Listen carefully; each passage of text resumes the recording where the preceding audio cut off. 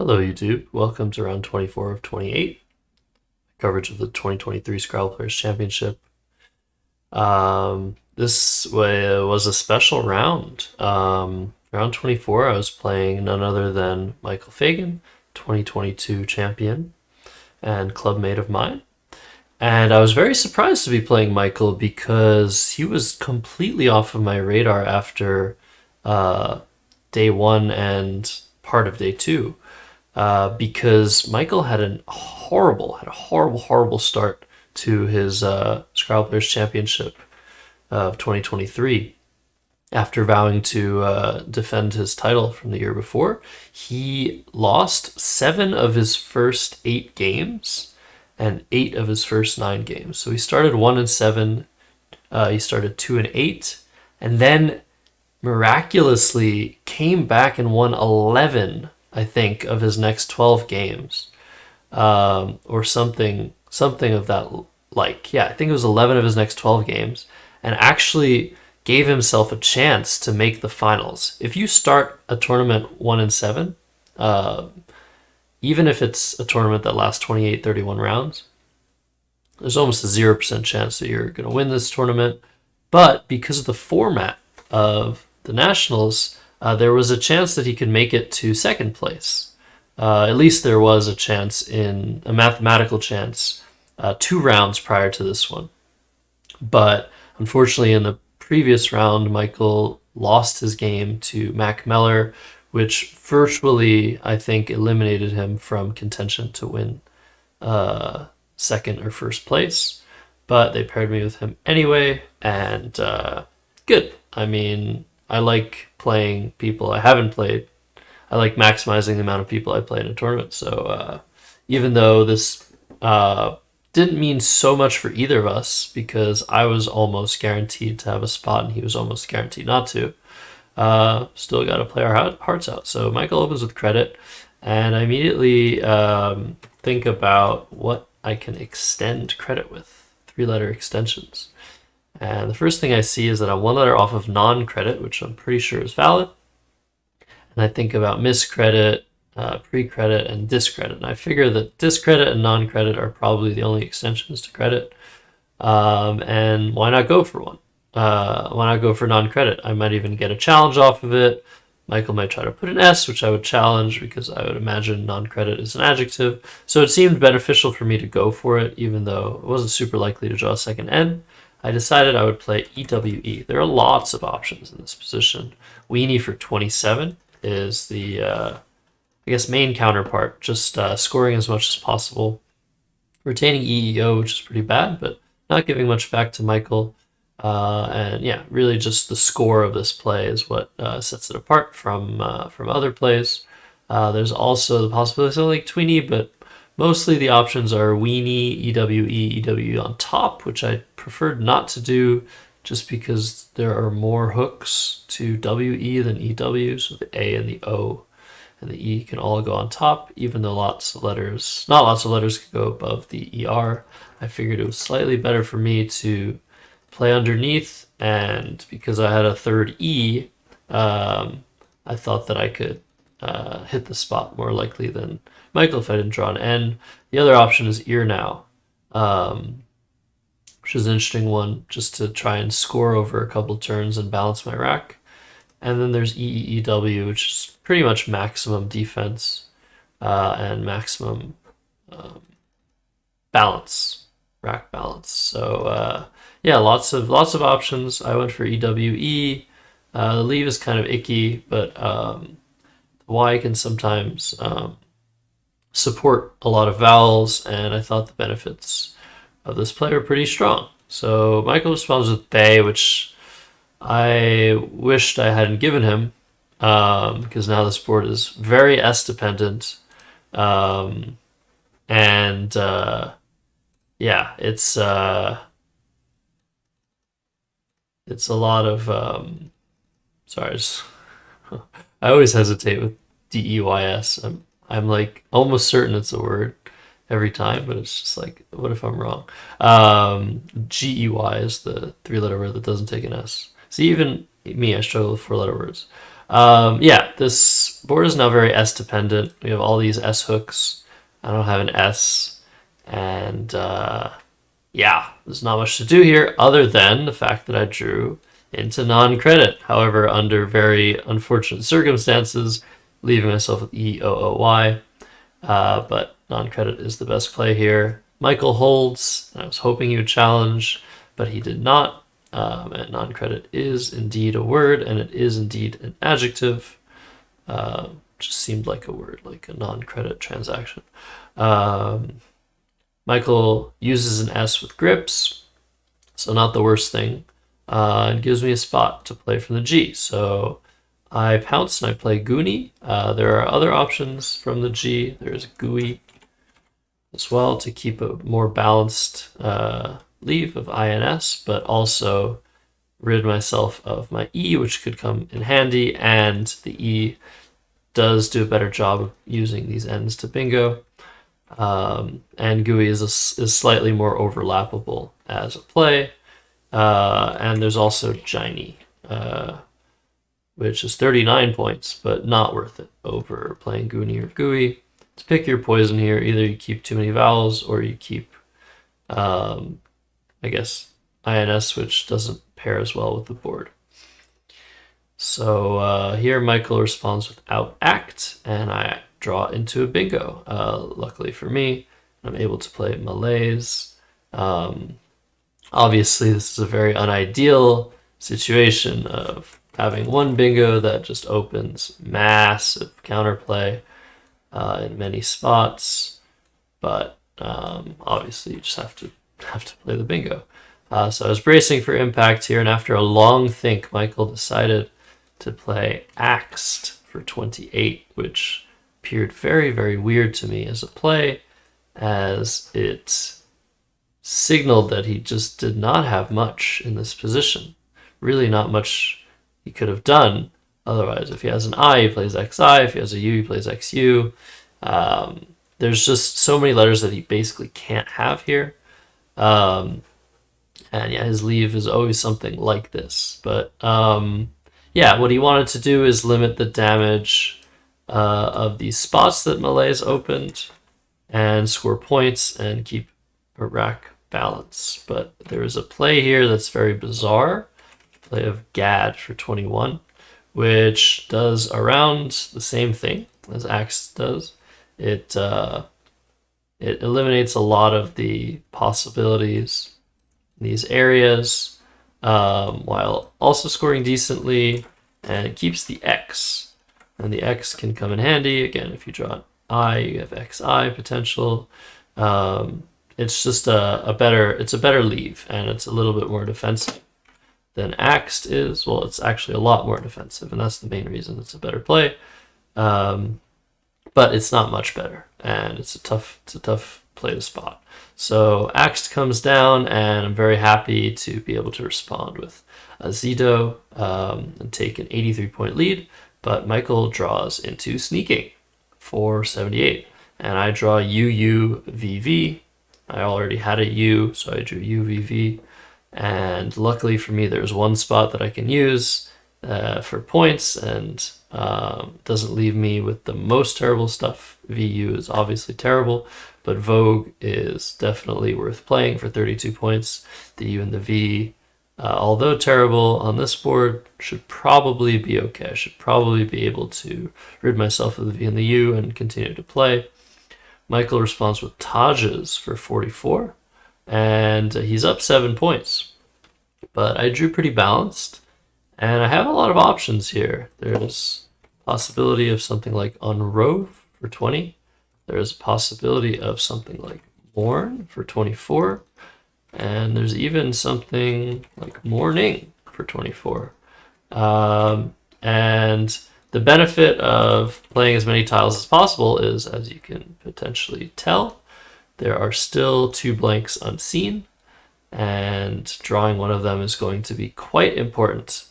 And yeah, the main issue with Morning is if Michael does have a blank immediately, a play underneath here is likely to be pretty devastating for me. as there's not much space left to play on the board after that. I'm limited to maybe playing to this S, opening a huge spot. That would definitely give Michael the advantage. But yeah, it's potentially a situation that calls for playing as many tiles as possible. In this position, I decided that I liked the board the way it was, and if anything, I'd rather be a little bit more defensive and keep a better leave. And I decided I would play Virus for 16, which is a questionable play. It might just be too weak. I might really be needing to go for the tile turnover and play something like Morn or Morning, use up more tiles, and keep the V. But I thought that this blocked a decent amount of stuff and left me with stuff that was reasonable enough that I could create counterplay pretty much no matter what happened, even setting up potential of OME or MO, not MONE, that's not a word, but I'm setting myself up for next turn.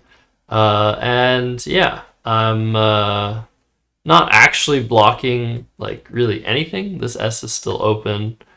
I mean, you can play here, you can play here. There's a lot of stuff you can do, but the blocking short term is really more for just like balancing and reducing some options, maybe to this E that could be potentially unfortunate, or maybe options down from M13 that would open the 15 row that could also cause me some trouble.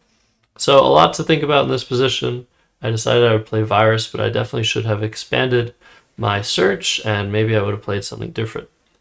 Michael responds with Flow, and I luck into this natural draw of Rampions, and to me this is really good. It's definitely not a guaranteed win, but it brings me pretty close to winning this game. And if I can draw just one blank, I should be okay. But there was still a Q lurking as well, so anything can still happen here. But Rampions was really, really nice to get down.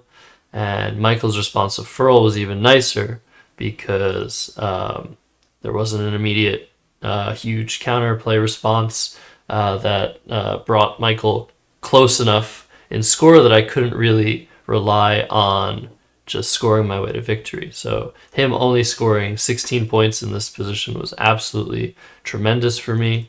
Yeah, it meant he didn't have an O for foul.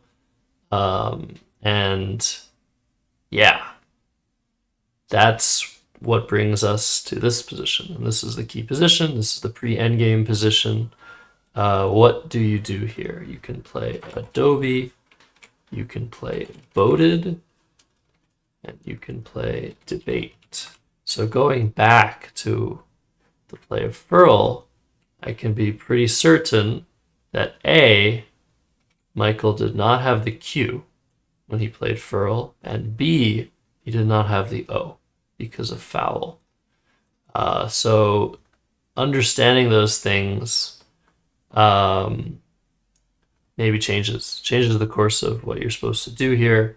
I ended up playing Debate because even though I could have figured out he didn't have the O, I didn't actually think about that. I still think it's good to keep the O for the OP spot, just in case A, Michael drew it, or I didn't draw it next turn. There's a 6 in 11 chance that I will not draw the O if Michael ends up emptying the bag next turn.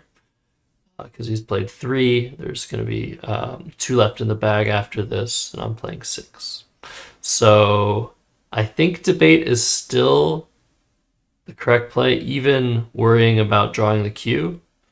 But yeah, it's going to be tough. Like, there are lots of situations where I draw the Q and either Michael bingos immediately and is able to go out next turn and slightly just beat me by ever so slightly little. What is that sentence? Able to beat me by an ever so slight amount of points. There you go. Because I am up 40, I'll be up 76. if Michael bingos for 70, 80, and I draw QI, it's going to be pretty close. So, yeah, I had to brace myself here. I was hoping again to draw a blank. I did not draw a blank. And Michael had this rack, very luckily for me. Again, he draws the Q on a 3-tile draw, and the only thing he can really do here is play QI and hope that I screw up or that he draws something. But unfortunately for him, there's actually nothing he can draw from this Y. As crazy as that sounds, just the H and the L and the R just don't make it possible to draw anything. He would like to have a T instead of an L so that he can maybe draw into something like Yahrzeit.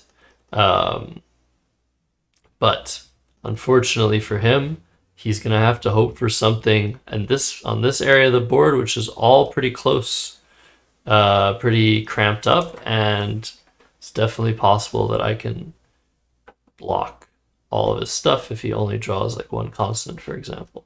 So he needs to hope for 2 vowels, and he needs to hope for me screwing up in this position. I don't think there's really a way for him to easily win this position. There might be an actual chance, but it's just very, very difficult because he's emptying the bag and he's not threatening things in multiple spots. So QI comes down anyway. I was thinking maybe he could play QI here to stop me from scoring so much atop rampions. But again, he can't draw into anything from this Y, and I should still be able to outrun him. So QI comes down. I have Hootier on my rack, and I see what he has, and I see that he has Parhelia to this A. Or do I? Actually, I don't remember if I saw Parhelia. What I did see is how much a word here would score. So instead of just practically looking for things, I first theoretically imagined that he'd have a double-double here, realized that it scored 86 points, realized that I was up 49 points, and realized that my play of Hoot, 44, either here or here, would put me up by 90. By 93. Not 90, that would lose. It would put me up by 93. I would be giving Michael 6 after his bingo. He would be getting 86 plus 6, 92. And this was like, wow. I'm going to win this game by 1 point, unless Michael has some crazy words somewhere on this board, like from this Y. And so I looked from the Y, but I figured, like, if he has something from the Y, I'm dead, because he has stuff over here too, and I can't score nearly enough to address that. So I basically knew that I had to play Hoot. I just kept looking for other things, and eventually I just made the play of Hoot. And Michael spent the rest of his time looking for a win here. He realized that anything to this A again would lose by 1. I had already recounted the game to make sure that this was indeed the case. And after a long think, Michael made a play just to not go over time, and he played Aerolith. This part of the video is sponsored by aerolith.org. Come to aerolith.org to study Scrabble words, play daily quizzes, do word building quizzes where you try to find as many words as possible in a given set of letters. Maybe suffer as much as possible by trying to solve blank bingos, alphagrams with blanks in them that contain multiple solutions. And maybe if you're even more of a glutton for punishment, solve the longer words, 15, 14, 13, 12 letter words, which will absolutely, almost guaranteed to never serve you in a game of Scrabble. Aerolith.org is my favorite place to study Scrabble words, and I hate studying Scrabble words. So appreciate them for not actually sponsoring this video, but for existing. for 76 points and lost the game by 11. So yeah, pretty crazy stuff. He had a loss by 1 in this position, pretty brutal for him.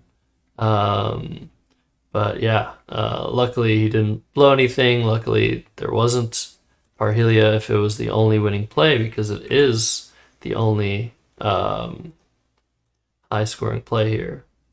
Let's go back and check. Yeah, Parhelia is the only bingo that fits this A. So if that was something he needed to find to win and missed it, that would have been even more brutal. But yeah, given that Michael was already pretty much knocked out, this game didn't mean too much. But for me, it meant that I was pretty much guaranteed to make it to the finals. So I guess it was somewhat important, because yeah, there was still a chance if I lost all my games that I would not make the finals. But after this win, it seemed pretty unlikely that anything like that would occur. So let's look up the scoreboard after this game. I'm at 20-4, and Jackson once again loses. So this brings me 3 games ahead of Jackson and 4 games ahead of Kevin Fraley, 5 games ahead of the rest. And yeah, Will had just gotten eliminated, unfortunately, by Kevin Fraley. But yeah, all that to be said, given that I was 4 games up on Kevin Fraley after this, and with 4 games left in the tournament, unless somehow the pairings made it possible for Kevin to win all 4 and Jackson to win only 1 and me to lose all 4, which didn't seem like that was ever possible with the pairings.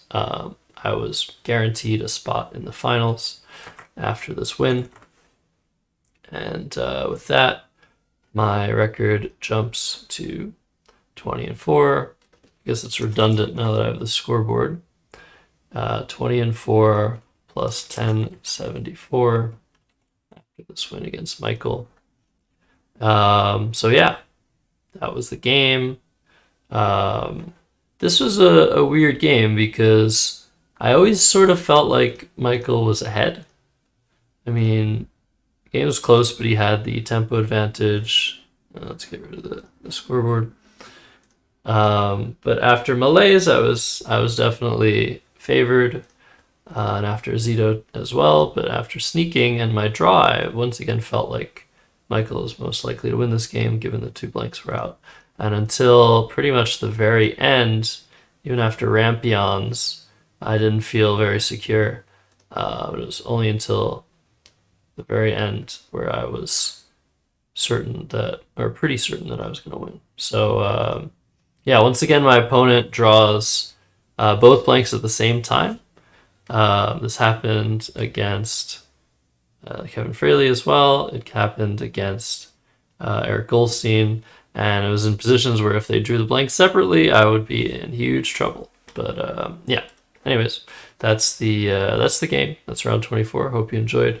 I'll see you guys on round 25 after I show you a picture of, not that, but this game. There you go. All right, goodbye.